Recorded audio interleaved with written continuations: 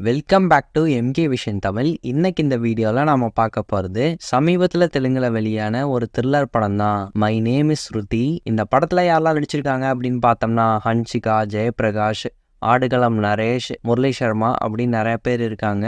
ஸ்ரீனிவாஸ் ஓம்கர் இந்த படத்தை வந்து டைரக்ட் பண்ணியிருக்காரு. இந்த படத்துடைய கதை வந்து என்ன அப்படின்னு முதல்ல பார்த்துடலாம். கதையோட ஆரம்பத்தில் ஒருத்தர் வந்து ஒரு டாக்டர் கிட்ட வந்து பேசிட்டு இருக்காரு. இந்த மாதிரி தன்னுடைய ஒய்ஃபுக்கு வந்து ஏஜ் ஆகிட்டு இருக்கு, முகத்துல எல்லாம் வந்து சுருக்கங்கள் விழுகுது. ஸோ தன்னுடைய ஒய்ஃப் வந்துட்டு இதை நினைச்சு ரொம்ப ஃபீல் பண்ணிட்டு இருக்காங்க. இதுக்கு எதுவும் ட்ரீட்மெண்ட் இல்லையா அப்படின்னு ஒரு டாக்டர் கிட்ட கேட்கும்போது தான் ஸ்கின் கிராஃப்டிங் அப்படிங்கிற ஒரு ட்ரீட்மெண்ட் வந்து இருக்கு. ஸோ அது வந்து ஒரு ரேரான ட்ரீட்மெண்ட். அண்ட் அது மட்டும் இல்லை, அந்த ட்ரீட்மெண்ட் பண்றது ரொம்பவே கஷ்டம். பிளட் குரூப் ஆகட்டும், ஸ்கின் டோன் ஆகட்டும், ஸ்கின் கலர் ஆகட்டும், எல்லாமே வந்து பர்ஃபெக்டா வந்து மேட்ச் ஆகணும். ஸோ அதெல்லாம் வந்து மேட்ச் ஆனாதான் இந்த ட்ரீட்மெண்ட் பண்றது ரொம்பவே பாசிபிள் அப்படின்னு சொல்றாங்க.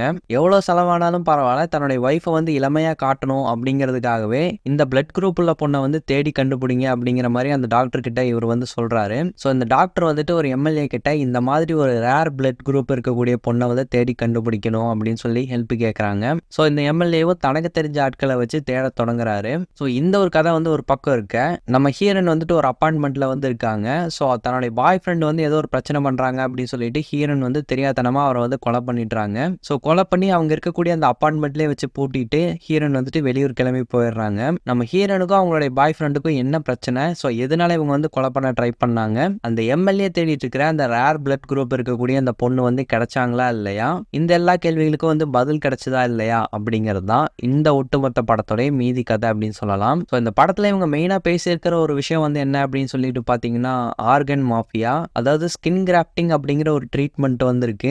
இந்த ஒரு ட்ரீட்மெண்ட்டை செஞ்சா அடுத்த ஒரு 10-15 வருஷத்துக்கு பார்க்க இளமையாவே தெரிவாங்க அப்படிங்கிறதா இதோடைய கான்செப்ட். இந்த ஒரு விஷயத்த ஃபாலோ பண்ணி தான் இந்த மொத்த கதையும் நகரும் அப்படின்னு சொல்லலாம். ஸோ இந்த படத்தில் நடிச்சவங்களுடைய பர்ஃபார்மன்ஸ் அப்படின்னு பார்த்தோம்னா ஹன்சிகா மோத்வானியோட பர்ஃபார்மன்ஸ் இந்த படம் முழுக்கவே சூப்பரா இருந்துச்சு. எமோஷனலான சீக்வன்ஸ் ஆகட்டும், அதுக்கப்புறம் தன்னுடைய ஹாப்பினஸை வெளிப்படுத்தக்கூடிய இடங்கள் ஆகட்டும், தெரியாதனமா ஒரு கொலையை வந்து பண்ணிட்டமே, இதை வந்து எப்படி மறைக்கலாம் அப்படின்னு இவங்க பதட்டப்படக்கூடிய விஷயங்களாகட்டும், அந்த எல்லா இடங்கள்லையுமே அவங்களுடைய பர்ஃபார்மன்ஸ் நல்லாவே இருந்துச்சு. இவங்களை தாண்டி முரளி சர்மா ஆகட்டும், அதுக்கப்புறம் ஜெயபிரகாஷ் ஆகட்டும், ஆடுகளம் நரேன் ஆகட்டும், எல்லாருமே கொடுக்கப்பட்ட ரோலை வந்து நீட்டாவே பண்ணியிருந்தாங்க. படத்துல பேக்ரவுண்ட் ஸ்கோர் வந்து ஒரு பிளஸ்ஸா வந்து அமைஞ்சிருக்கு அப்படின்னு சொல்லலாம். இந்த படத்துல ஒரு 2 சாங் என்னமோ இருக்கு. ஸோ அது வந்து இந்த கதையை பாதிக்காத மாதிரி பிளேஸ் பண்ணியிருக்காங்க. ஸோ அது வந்து பெரிய ஒரு இடைஞ்சலா இந்த கதைக்கு வந்து இல்லை அப்படின்னு சொல்லலாம். அண்ட் இந்த படத்துடைய செகண்ட் ஹாஃப் வந்துட்டு பாத்தீங்கன்னா ஏகப்பட்ட ட்விஸ்ட் அண்ட் டர்ன்ஸ் வந்து வச்சுட்டு கிளைமேக்ஸ் வரும்போது தான் வந்து மொத்தமாக ரிவீல் பண்ணுவாங்க.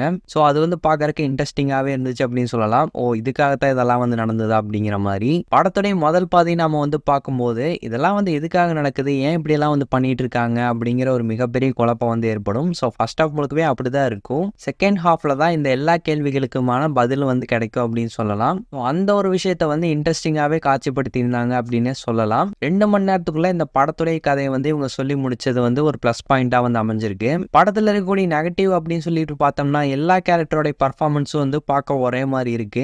எல்லாருமே ஒரு விதமான சீரியஸ் மோட்லேயே தான் வந்து நடிச்சிருக்காங்க. கேரக்டருக்கான ஒரு இம்பார்ட்டன்ஸ் வந்து தனித்தனியாக கொடுத்து ஒரு கேரக்டர் வந்து கொஞ்சம் வித்தியாசப்படுத்தி காட்டியிருந்திருக்கலாம்.